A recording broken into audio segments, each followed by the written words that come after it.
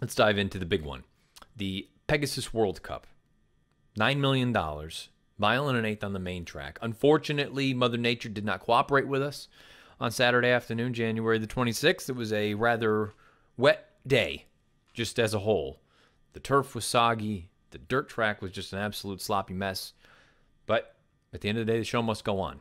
City of Light was your second choice in here, bet down to odds of 9-5. Your favorite was Accelerate, the Breeders' Cup Classic winner in 2018, the older male dirt horse of the year in 2018. He was awarded an Eclipse Award there. He went off as your 3-2 favorite. After that, you got pretty juicy prices on everyone else. And in a way, similar to the turf race, which we'll talk about in the next piece, bit of a one-horse show in the grand scheme of things. What a way to go out for City of Light, an emphatic winner of the Pegasus World Cup. Here's the stretch run. City of Light had the lead, and they cut the corner and open up. City of Light puts away Accelerate with an eighth of a mile to go. At the inside and Seeking the Soul, then Bravazzo. But City of Light keeps going, and City of Light will win it. It's City of Light for Javier Castellano, and a romp in the rain. He won by 5. Second is Seeking the City of Light, never in doubt, wins by almost 6 lengths in his final career start. He gets the job done over Seeking the Soul. Really one of the only horses to make up significant ground on the main track all day at Gulfstream Park. That was a big effort from him, a beautiful ride from John Velasquez at 34-1 to run second. By the way, never should have been 34-1. And Accelerate, your Breeders' Cup Classic champion of 2018. He finishes third at odds of 7-5, rounding out your superfecta is the always honest Bravazzo at odds of 10-1. Let's take a look at the Pegasus World Cup winner, City of Light. 6 of 11 lifetime, never out of the money, and 11 lifetime starts. 10 times in the exacta, over $5.6 million in career earnings, owned by Mr. and Mrs. William K. Warren Jr., trained by Michael McCarthy, bred by Anne Marie Farm in Kentucky, ridden to victory by Javier Castellano. And you see the pedigree at the bottom of the horse card. He is by Quality Road out of a Dahair mare named Paris Notion, and he goes out with a bang with a 112 Beyer speed figure. Have no information as far as Timeform US is concerned. I wonder if that's going to be the situation going forward. If so, we'll just use the Beyers to our advantage. Look, this was just an all-around authoritative victory for City of Light, and it's you can say what you will. We know the financials and how this whole game works, and everyone has said it. It's disappointing we won't get to see this horse run as a 5-year-old. But boy, I mean, if you're going to go out in style, and this is the way to do it. Michael McCarthy was quoted afterwards saying, "We thought he would run well. I was anxious all week to run. You can see why now. I thought he'd run well. To run like that against a group of horses like that, wow. I don't think there's any better way to put it than wow. This was an eye-opening performance. A beautiful sort of trip throughout. You look at the fractions, he was up there. He did a lot of running. 23-1, 46-4, 10-4 for 3/4, stopped the clock in 47-3 over a sloppy sealed track. The only other pace that was relatively close at the end of it, the pace setter pattern recognition, he was up the track.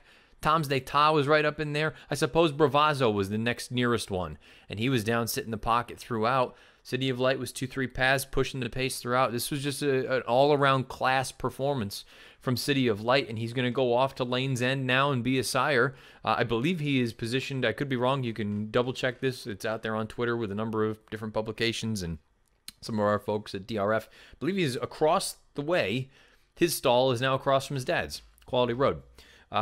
City of Light now also, as many people have already made mention, becomes a very, very interesting sire prospect now going forward, because he'd already won at a mile and an eighth, but now you do it on this stage, a grade 1. He's a grade 1 winner at 7 furlongs, and he's a Breeders' Cup winner at a 1-turn mile. There's a lot to like about City of Light going forward. Don't know that the 1.25 miles was ever going to be his game. We saw him try it one time over the summer at Santa Anita, and it just didn't work out for him. But you know what? The good news is you don't need that necessarily to be a prolific sire going forward. Most of our races are not run at a 1.25 miles.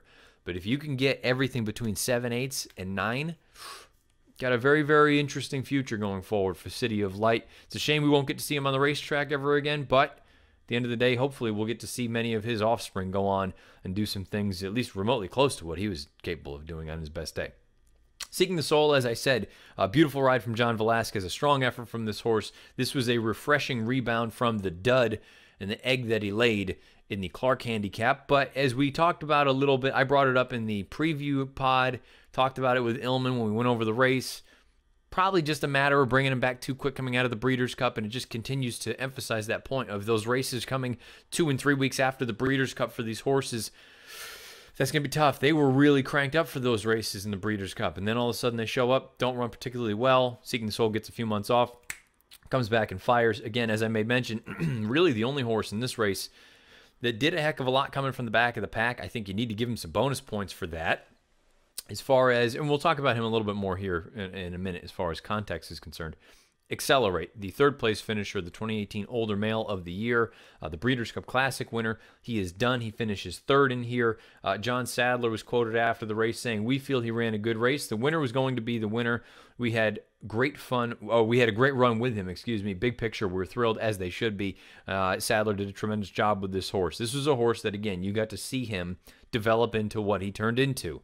If he was taken from us as a 4-year-old or late as a 3-year-old, we would have never seen this horse develop into what he eventually did. I believe Mike Watchmaker put it very, very well. I'm going to paraphrase.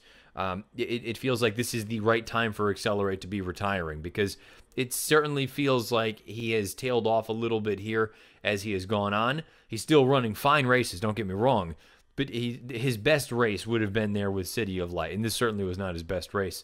I maintain in 2018, to me, the performance for the older horses in general of the year was his Pacific Classic, that of Accelerate. I just thought that was a tremendous effort, and he never got back to that effort in his 3 subsequent starts. And you know what? It is what it is. Sometimes that's how it goes. Arrowgate never got back to his Dubai World Cup effort. Accelerate never got back to his Pacific Classic, but he was able, he was talented enough, and he was in good enough hands, John Sadler, to go on and still continue to be successful and win races and be productive. He is now off also to Lane's End to be a sire. We'll find out. He's got to be the best son of Looking at Lucky so far. That's just off the top of my head. He earns a 101 buyer. So again, just strictly from a numbers standpoint, he has certainly tailed off from what his best is. But he's been a cool horse. He's been a nice one to keep an eye on. He's been good at 8 furlongs. He's been good at 9 furlongs. He's been good at 10 furlongs. He goes out as one of the better horses the past few years, does Accelerate. Bravazzo finishes 4th in here in his first start as a 4-year-old. Now, the tough thing here is I was very... Look, it's same old Bravazzo. He shows up. He runs his race. He's a true blue-collar type. He's going to give you everything he's got. He's had a beautiful trip here in this race. Sat the pocket throughout. He had to squeeze up the rail rounding the far turn when pattern recognition packed it in and started going backwards. Problem is, as has been the case with him basically throughout his career, you get to the far turn and Luis Saez is just going to town and the horse is just spinning his wheels, and then he rallies again once they get back onto the straightaway. So he doesn't take the turns very well. I don't know that all of a sudden that changes here. He's run a number of times. Maybe it does. The bigger concern for me, I don't think he changed leads until the wire, and it's very difficult to see it. You got to go back and look at it from a head-on standpoint, and that's not necessarily what this horse has done in the past. And you do wonder, he has had a lot of racing as a 3-year-old, and even now. I mean, he raced one more time after the Breeders' Cup, and now he ran here. It sounds like they may end up running him in the Dubai World Cup. And again, from a talent standpoint, I'll get to that piece in a moment. I do wonder if at some point is the boy going to need a quick little breather before we can continue to see his best. I think he's going to keep showing up and he's going to be blue collar. Like I said, I'm saying all the nicest things that you can say about him because it's what you want in a racehorse, what you want in an athlete. You show up, you give it everything you got. Sometimes it's good enough, sometimes it's not. You start to see something a little bit different. Perhaps it was the wet track. Who knows? But at the same time, it makes me look at it and go, does he need a little bit of a freshening before we continue on and we see his best here as a 4-year-old? But my bigger point here is you had Bravazzo finish 4th by a neck ahead of Audible, who finished 3/4 of a length ahead of Gunnevera. Now, Gunnevera, he lost a little bit of his momentum on the far turn when one of the horses started to back up, but I can't really use that totally as an excuse. But my bigger point here is now, without City of Light, without Accelerate, no Justify, obviously, as a 4-year-old. The older male division right now, who's boss? You have McKinsey, who I'm still not totally convinced how far he actually wants to go. He's proven at a mile on an 8, but I don't know that he loves it. Seeking the Soul, look, with an effort like this, that makes him an interesting candidate in a division like this, but we've seen the good Seeking the Soul and the bad Seeking the Soul. And I still do wonder if he actually appreciates one turn more so than two. Bravazzo, like I just said, I didn't love the way that he finished in this race, but he's a hard trier. Yoshida, who we'll talk about him in the Dubai World, all these World Cups, man. The Pegasus World Cup turf and his sort of dull effort and what Bill Mott had to say afterward. Diversify, I think a lot of people are forgetting about Diversify. He will be back. It's going to be a little bit of time. He's going to be going out with Jonathan Thomas. He's a horse, but again, from a mile and a quarter, I know he's one at it, but is he really best at that, or is he better at 9 furlongs?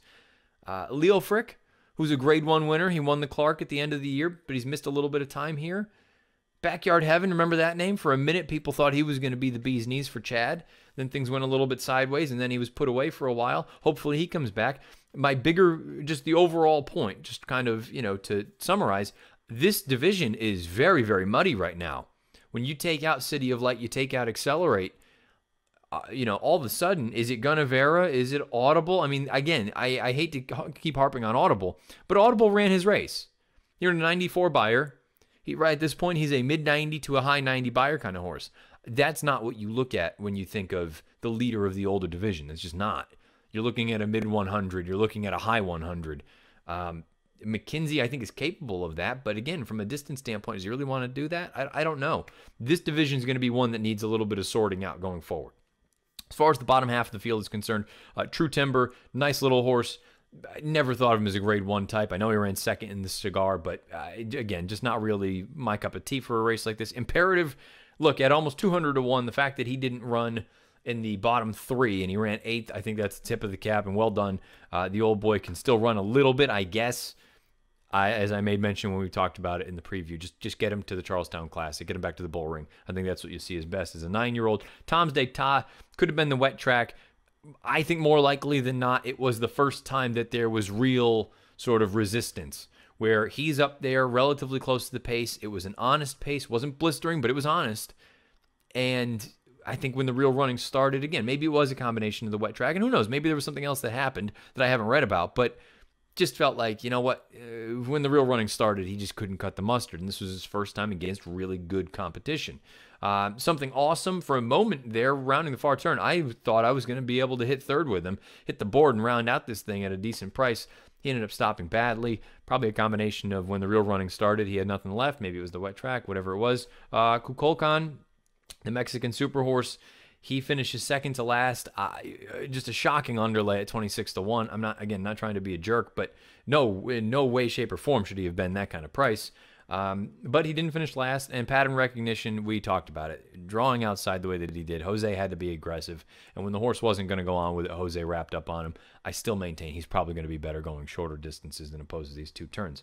At the end of the day, it was a smashing send-off for City of Light. It was a phenomenal effort.